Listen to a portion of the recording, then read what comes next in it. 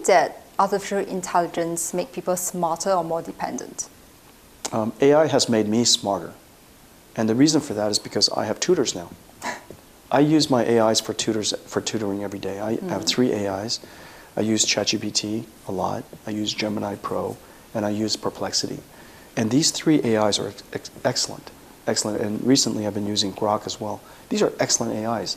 And each one of them has their slightly different style. And so you just have to learn their style. Notice I have 4 AIs, not 1. And the reason for that is they all have different skills and different styles. And depending on what I want to do, I go to the right person.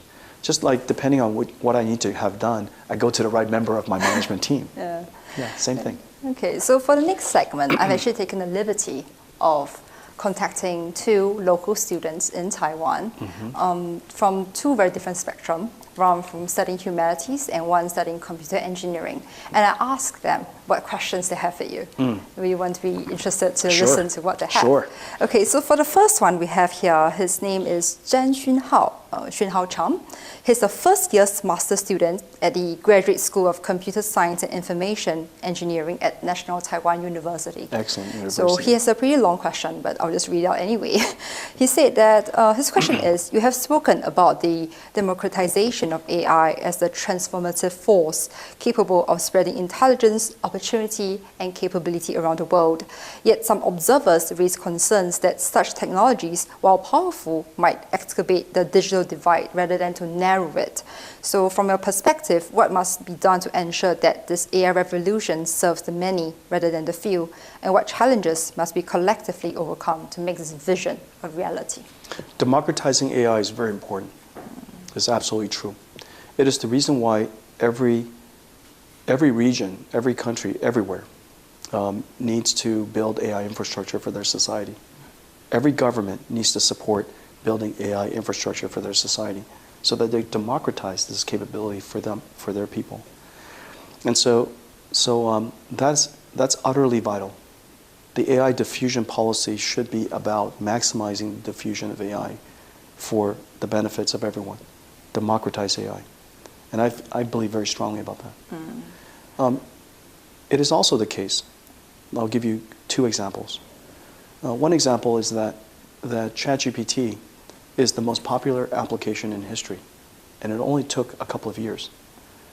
It can only be a popular application if it's useful and easy to use. Everybody's using ChatGPT. If you don't know how to use ChatGPT, you can even say, I don't know how to use ChatGPT. How do I use ChatGPT? Yeah. And it will explain it to you. It's so smart. And so AI democratizes technology. It democratizes access to knowledge. And the third thing I would say is one of my favorite examples, and this was a Google example actually, and I remember this was Jeff Dean, their chief scientist now, said that was giving an example of a cucumber farmer in Japan, and how the son taught an AI how to sort cucumbers. Well, here's a son, a high school student who downloaded some simple AI and helped the mother create a robot to sort cucumbers. And sorting cucumbers is very hard because her eyes, her sense of which one is a sushi cucumber, which is grocery cucumber, and which one is a cucumber that you should keep yourself to cook for dinner. Depending on which one of the cucumber shapes and sizes, they can attract different price, and the price could be quite different. So how do you teach an AI how to do that? Well, the high school student had no problem doing that. They democratized a technology for his mother that, quite frankly, until now, is impossible to do. You needed a real person to do it. And so that's another way, another example of perfect democratizing. It is the case, though it doesn't change the fact that we have to put AI infrastructure everywhere, which is the reason why I'm so passionate about putting AI infrastructure here in Taiwan. Yeah. Taiwan needs to have an AI factory. It needs to have AI infrastructure so that the whole industry and society could advance with AI, put it in the hands of everyone. So it's really important. I love the fervor and the enthusiasm you have, in the things you have done for Taiwan. So moving on to the second part. So this is a question from Claire Tsai, or Cai Xinyu. She's a second-year master student doing a master's program in global communication and innovation technology at National Chengchi University. So she's from the humanities side.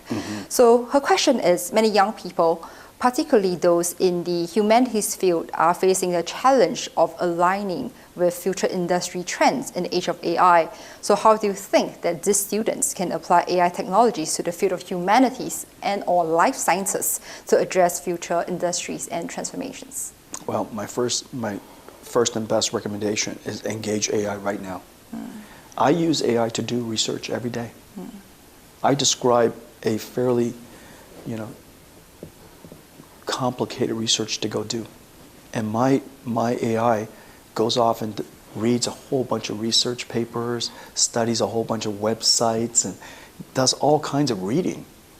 And it comes back and generates this report for me that's really elegant and really simple to understand. But the important thing is, it didn't just generate for me a PDF. It actually learned all those subjects. So now it's an expert in maybe quantum physics. Maybe it's an expert in digital biology. Maybe it's an expert, in sustainable energy. It's incredible. It comes back not just producing a research, but now this is an expert that I can talk to all the time. And I can interact with it because it's done a lot of research. And so for the humanities students, the life sciences students, you now have the world's best tool to advance your knowledge, to interact with, to dialogue, to brainstorm, to do research with. It's an incredible tool. Engage it right away. I want to talk about your leadership style at NVIDIA because I would say for the past 10, 20 years before we have this whole big AI breakthrough, it really means that you need to persevere, to believe in a vision, and also to lead a huge member team that you are working with. So I'm just curious, what are some of your core leadership values within NVIDIA and to ensure NVIDIA's success and continuous success? Well, at the core, NVIDIA's mission and my mission is one and the same. Is to make a contribution to build things that are incredibly hard to do, that no one else in the world is doing or can do, and that if we succeed in the unlikely chance that we succeed, that we make a real contribution, that we change the world in some better way. And so that is at the core of everything that we do. Everything that we do is hard. That's why it took 30 years. Robotics, AI we've been working on for almost 15. Robotics, 10. Self-driving cars, 10. Yeah. Quantum classical computing, 5. The list goes on. Digital biology, 10. The list of examples of things that we've been pursuing, enduring, for long list. And I think the way to think through that is, one, what is possible. It's important that the CEO chooses endeavors that are nearly possible. And for me, nearly possible is about 10 years. And if I can achieve something and make it mainstream within 10 years, it's time for us to really go and pursue it. And so I like the 10-year horizon for success, and it gives me many chances to go and learn and iterate. And so in order to do that, 10 years out, you need to be able to see around corners, connect dots, and have an imagination about what the 10 years from now looks like. And for us, this is not 10 years for a mature technology company. This is 10 years for a pioneering company. So for most companies, that would be like 15 years, 20 years away. And so we really have to live in the future. And the CEO, the leaders of our company, we have to reason about what's possible and what's worthwhile for us to go pursue. And then after that, you just have to reevaluate your reasons. I double check my assumptions all the time, continuously, because my assumptions and the principles by which I arrive at certain strategies or conclusions or directions, those things are really fundamental. And so I have to go back and reevaluate continuously. Did my assumptions, the assumptions that I made, were they based on facts that are now different? The principles that I was using to determine the future, has that changed? And are they still sound? Are they really sound first principles, or were only temporal at the time? And so I've got to reevaluate all of that continuously. And if it's true, and I believe what I believe, then there's no reason to change, and just keep pursuing it. Mm-hmm. And finally, if there's anything I haven't asked and you want to add extra points, especially for your Taiwanese audience and beyond. Well, I would say that I've been coming to Taiwan now for 30 years. And in fact, I came back 30 years ago after leaving 5 years, when I was 5 years old. So I was gone for a long time. And I came back to visit and see Morris. And since then, I've developed friendships and partnerships with many companies here who have helped me build NVIDIA. And in a lot of ways, building NVIDIA has created the future of computing. We have reinvented computing. We have reinvented the future. And building NVIDIA wouldn't have been possible without all of my partners and friends here in Taiwan. And so I've always had a very, very fun and very deep appreciation for all the people that have helped me here, and their friendship and partnership and their support over the years. And so that's the reason why I love coming here. Mm-hmm. Thank you for speaking with TVBS. Thank you. Thank you. So before we end the interview, I actually have something for you that I prepared. Let me just put it on the table.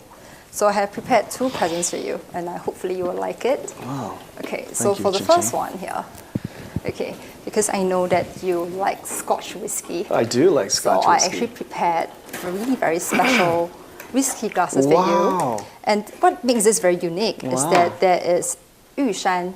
This is the Jade Mountain of Taiwan. Wow. It symbolizes resilience and of course Taiwan. Mm-hmm. So it's 2 different colors. Wow, thank you. And thank you for what you have done in Taiwan. Thank you very much. You're welcome. And for the second present, it's rather interesting, is that because I see that you actually drink tea too. Mm-hmm. So let me put this here. I actually prepared really special tea leaves that comes in the shape of a goldfish tea bag. Oh so my God. I know that your Thai is very good. My God. So I'm not sure whether you ever heard of this. So there is the whiskey. Yeah, and the tea bags. So it actually also means that it's a Taiwanese idiom that also talks like, when you drink, it bottoms up. Oh, that's incredibly beautiful. Thank you so much. You're welcome. Thank you so much. You're welcome. Thank you. Thank you for the interview. No, you were thank you. incredible. Thank you. Thank you. I think you asked all the right questions. Thank you so much. I'm very flattered to hear that, because I have been... And the audience would enjoy it, I think. Thank you. Thank you. Thank you so much. I'll keep it. Okay, you guys done? I need to probably go. Yeah, Thank you. Oh, thank That you. was a great interview. Thank you so much. I'm really very flattered to hear that. Thank you. Should we take a group photo? Yes. Team photo? Come on, team photo. Come on. Oh, no, I wasn't. I was just wondering where. No, don't worry. No fault. This is. One by one. 我们先来。